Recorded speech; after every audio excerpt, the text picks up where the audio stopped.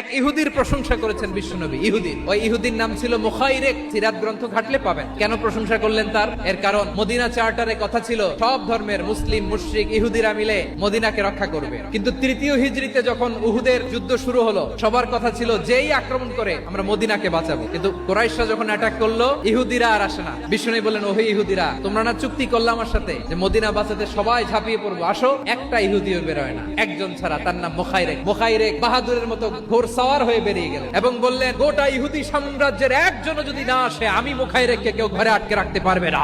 এসে বললেন, আমি মুহাম্মদের পক্ষে যুদ্ধ করব।